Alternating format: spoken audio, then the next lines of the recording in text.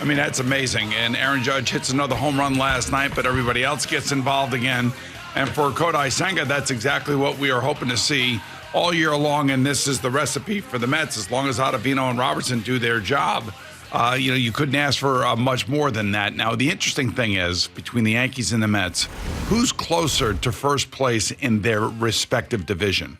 Is it the same right now, or the Mets actually might be after another loss by the Braves last night? The Mets are 4 games out, and the Yankees are 5 games out, but the Yankees are flying. I mean, I think they're 17-8 maybe in their last 25, and I don't hear anybody bitching and complaining about Brian Cashman these days. That seems to have waned a little bit, and as they put Harrison Bader on the IL. Another guy that, can't seem to stay healthy and has been a spark plug since he came back. But, this whole thing revolves around, really Judge. I mean, and when he's in the lineup, it's amazing. You want to watch every at-bat. That's why I got no sleep. I can't for some reason. You did not stay up and watch this whole game. I watched up to 7 innings. And then I kind of woke up and the game was, I think somebody was yapping about the game. I don't know who it was, and I finally turned it off. But I mean, it's like you got to see him hit, man. It reminds me. It reminds me of that home run race with with McGuire and Sosa and those guys. And how about it reminds us of last year? Yeah, kind of between him and Pete Alonso, what's going on right now? Yeah, I mean, it's great because it's New York baseball. We all know baseball's regional, and we have 2 of the best home run hitters in baseball right now. They're both mashing the ball, and it's fun to watch. And like I had been saying, the National League is not a great league overall. And the Mets are going to be in this mix all the way until the end, and they will make moves at the trade deadline. They will figure out what to do with Daniel Vogelbach. Maybe when Tavares comes back, they'll send Vogelbach away and carry 3 catchers. Who knows? Yeah, probably. I mean, we're not really sure about what's going to happen, and you never know when the next injury is going to happen. But both baseball teams last night it was fun to watch. It was fun to watch, and a couple other local things too. It looks like Scott Perry is going to be moved out of the GM spot. Yeah, right, and we'll get to that a little bit later. No, I know we will, yes. but I'm just saying. Right. I just want to make sure that. We did talk about that. And how about the fact that DeAndre Hopkins now is out on the market as a free agent wide receiver? And then I was reading a really interesting article about your guy, Justin Jefferson, last night. Okay. About the amount of money that he is trying to extract from your Minnesota Vikings. Now, I know you're looking at Al and Eddie going, why is he talking about I don't know. I'm very confused here because I think every single topic I was planning to talk about, you just mentioned in the first 4 minutes of the show. I'm not sure exactly where we go from here. So if we could focus on one thing, that would be great. Dating. I know. It really is like speed dating. I know because I got no sleep last night. And I was watching these games, and I'm reading a million things, and there were so many things that just came to the forefront of my brain. Yeah. That I just wanted to see whether or not you were paying attention. Well, trust me, I'm paying full attention. Okay. So much attention. Al, can you do me a favor, Al? Yes, sir. Can you get me some oatmeal? Because I'm going to start slurping it in his ears. They're not open yet. They're not quite open yet. I think they're open. Are they open at 6 o'clock? I'm not sure. I don't think so. All right. Okay. Well, yeah. But anyway, Kodai Senga was great last night. Yes, he was great last night. You want to get back to that? No. What is it about the home and what's that? What are we farting sounds for? I don't know. My God. So you were up the entire night. You come in here. You want to talk about everything in the first segment. And by the way, you're going to make fart. You're going to make fart sounds. By the way, I got you 3 golf invites yesterday. Really? Everybody wants to play golf with Gio for some reason. Well, they just want to watch and laugh. That's what I think it comes down to. That's what I told them. I said, it's a comedy routine. You really want him because you want to just like watch and laugh. Yeah. Well, I mean, it's not as bad as last year, but it's still pretty bad. But I'm trying my ass off, man. That's what everybody says, and everybody realizes it because they do listen, and they know that you are trying your ass off. My lesson got canceled yesterday. That bummed me out, so that I had to try to reschedule it because I got to get back out there. But anyway, yeah, so we'll get to the golf invites and everything else. So you don't want to talk about Kodai Senga because you'd made a fart noise after that. He was awesome last night. We all know that, and this was the Kodai Senga that we were hoping to see, a one-hitter, 9 strikeouts. And look how fast that game went last night. Yeah, and let me ask you, the home and the road thing for Kodai Senga is just massive if you look at the splits. It is so stark. If I look at the what? The splits, meaning home and road. Oh. All right, so is that something that can change for this guy? Because right now, Citi Field, he is dominant. He's got Cy Young type numbers at home, and he's got like over a 6 ERA on the road or whatever it is. It's horrendous.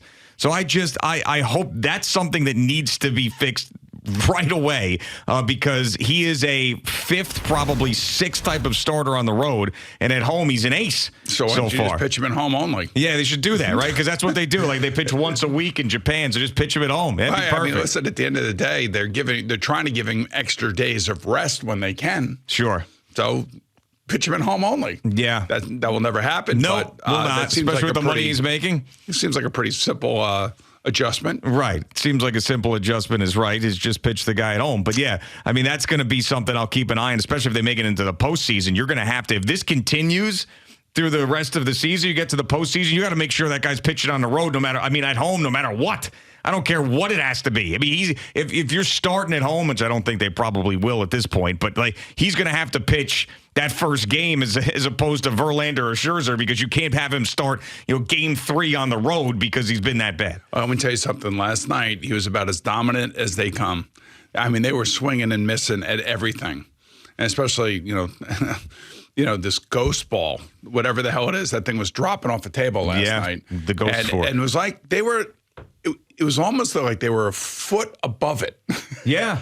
Well, that's what it's supposed to do. That ball was moving last night. Right. That's what it's supposed to do. It's supposed to fall off. It's supposed to confuse you, and it's good to get a win against the Phillies. You haven't seen them all year, so it's good to kick off that. Now, speaking of starting pitching, do you have any concern, because you were watching his whole game last night, and he has not had a great season? Not like he was terrible last night, but still, it's not been anywhere near last year. Are you starting to feel like Nestor Cortez is turning into a pumpkin? I kind of told you 3 weeks ago that I was, that he was not impressive. He was not what he was last year. And I don't know if it's an arm issue. I don't know if teams have caught up to him. I'm not sure if he's tipping any sort of pitches, but it seems like he's laboring is what it seems to me. Yeah. And he's grinding, and he's trying to grind through it. And, when you're scoring 10 runs, you're also out there pitching differently as well. Maybe you don't have to nibble as much. I always felt like he was I don't know what you talked about splits. I don't know if you could check on this, because you're a big split guy all of a sudden. Maybe you could check on, his chase rate. Chase rate? Yeah. Wow, that's even crazier than splits. I feel like splits is like a normal baseball thing. Chase rate now that's insane. Yeah, I know. And I think chase rate. I think chase rate, he had a high chase rate last year. Okay. I think.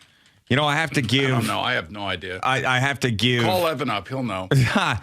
I have to give one of the overnight callers actually a tip of the cap. I never do this, but they brought up maybe him and the pitch clock, because he used so many wacky different things, and he would take his time. He would throw hitters off balance, and it's hard for a guy like that to throw guys off balance when there's a time limit that you have to throw the ball. And maybe something has to do with that. You talk about laboring. That's another thing. Like, so he obviously is. Like, we're watching the highlights here, yeah, right? Yeah. So you see some of these balls out of the strike zone? Sure, That's right. the chase rate. Mm-hmm. Like, and I don't know, maybe it could be the pitch clock. It could be the fact that he has to adjust to it, or just that he's having not a great year. It's just like an off year. Yeah, well, they're going to need him desperately, obviously, because this team is not anywhere near what they were last year without him.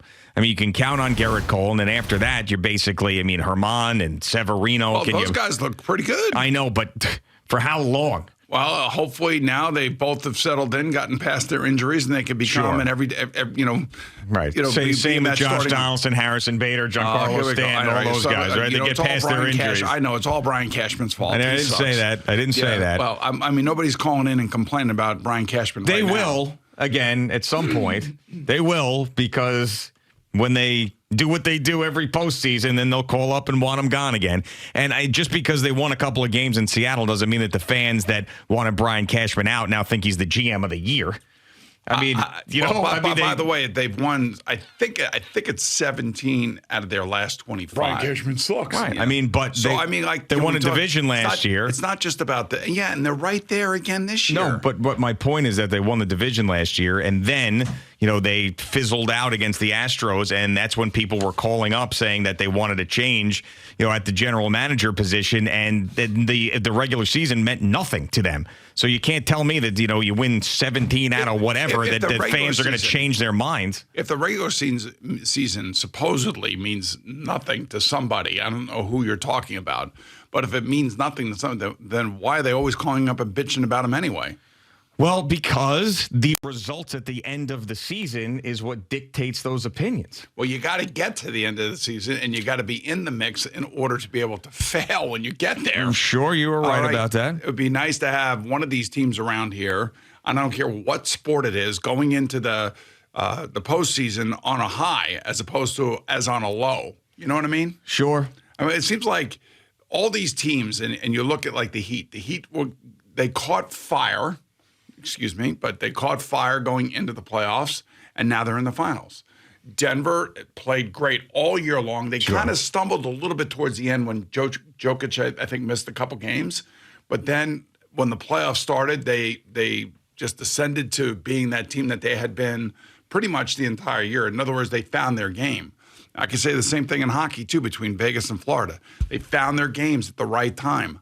Just for once, I'd like to have a team around here find its game at the right time. Yeah, I mean, you felt pretty good about the way the Rangers were playing going into the playoffs, didn't you? I was. I never expected a Game 7 meltdown and total quit and, let's tuck our tails and leave Jersey, sourpussed. Well, I mean, especially after the first two games. Like, you felt good about them going into the postseason. Then they dominated the first two games. The trade deadline, with the exception of maybe Patrick Kane, was great. I mean, Chris Drury did a great job. But at the end of the day, somebody had to pay for that failure. Yeah. And the coach loses his job, and now they're in the midst of looking for another coach and trying to figure out how the hell they can manufacture their salary cap and keep some of their players. So it's, again, I thought they were going in on a high. But then again, you could say the same thing about the Devils. The Devils were the highest seeded team. That is true. I mean, they were consistently good the entire year. They just had goalie issues, that ended up manifesting themselves in the second round. Yeah, so that's what, and even like the Phillies, you felt like the Phillies weren't even playing all that well in the regular season down the stretch. I mean, you felt like they almost blew their opportunity to even get into the playoffs. It was just when they got into the playoffs, they got hot. Yeah. Same with the Padres. Wouldn't you like to see the Yankees or the Mets actually do that this year? It would be great. I mean, so they've been scuffling, both teams for the most part. I think the Yankees have kind of straightened the ship out here over the last 25 games. And, I know they lost 2 out of 3 to Baltimore, but, they're just basically clobbering their way through the American League right now. Yeah. So it seems like they've straightened that out, and they still haven't been 100% healthy. Now, for the Mets, they have been healthy for the most part with the except of the pitching staff and a suspended, Max Scherzer. Yeah. What you're looking for is a run like 2015 with the Mets. Yes. Where trade deadline, they got Cespedes, they started winning baseball games, they went in hot. They remained hot. And remember, that was a mistake they got Cespedes. Yeah, right. The whole Wilmer Flores and Carlos Gomez and everything else, and they fell into Cespedes, and that's how it ended up playing out. But that's the type of year. I mean, and they just blew through the Cubs in the NLCS. I mean, they were the as hot as you could possibly be at the best time. I was looking at Spot Track last night too, just trying to see who would possibly be available going into a free agent walk year. I haven't really come up with anybody just yet. Are you talking about a bat now or a bat? I thought you were going to be looking at bullpen guys. You're all into the bullpen. I want bullpen guys too, but they know more about that than I do. I'm just not. I'm not looking at those splits. You're not looking at those splits. You're looking at those chase rates. No, I'm not looking at those chase rates either. At least I haven't yet. Okay, which you will. You will get to it somewhere along the line as we get closer to the trade deadline. Yes, right. I'll start looking at chase rates for you. Sure, thanks. And I mean, with all this free time you've got on your hands, you can comb through Spot Track and Baseball Reference and Fan Graphs, and it really is amazing. This is your downtime of year. That's what you like to say. This is your downtime. My downtime, my slow time. Yeah, your slow time out of the 12 months. With one eye open. Thanks so much for watching the video. Please like and subscribe. And don't forget to hit the bell so you're notified when we're dropping new content.